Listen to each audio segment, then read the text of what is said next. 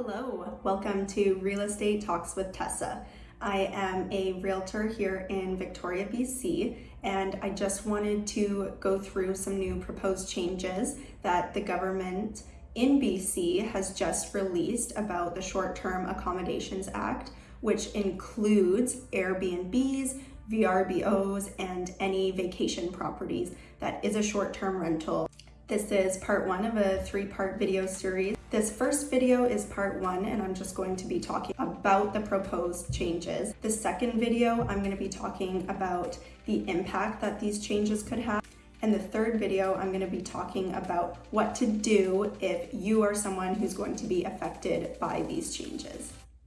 So the province of BC has three key objectives with these proposed changes. The first being strengthening government tools around short-term rentals, returning short-term rentals to the long-term housing market, and lastly, provincial oversight. Now, let's get started talking about the actual changes that are going to be taking place.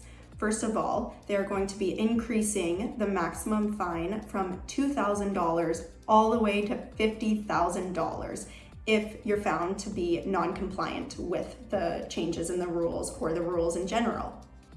Next, every short-term rental is going to be required to have been registered with the province, and they're going to have to list their business license registration number right in their listing online. Next up is the principal residence requirement. This is a huge change, as it means you can only use a short-term rental if you're living in the space as a principal residence and you have a secondary area to rent out as a short-term rental. So what this would look like is if you have a single-family home and you have a basement suite, you may be able to rent out that basement suite as a short-term rental Airbnb. The next change is to legal non-conforming use. So prior to these proposed rules, there were in Victoria, about 18 condo buildings downtown that were grandfathered in to allow short-term rentals like Airbnb prior to the zoning in Victoria changing to disallow those short-term rentals.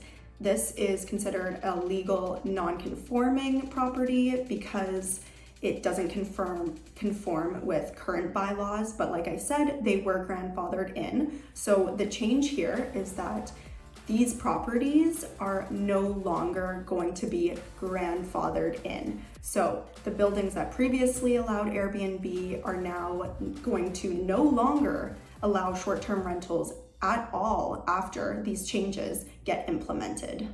That comes with some major impacts, which I will talk about in part two of my video, so make sure to watch that afterwards.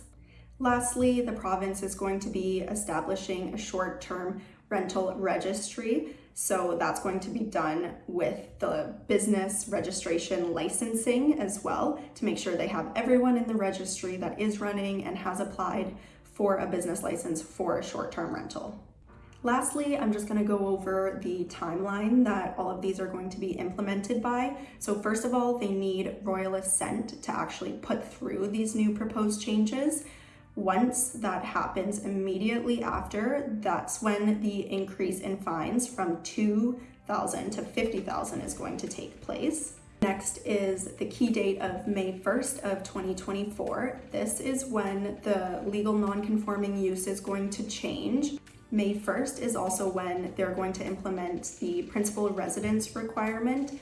And then summer and late into 2024 is when the short-term registry is going to be established. Now go to part two of my video to see the impact of these proposed changes.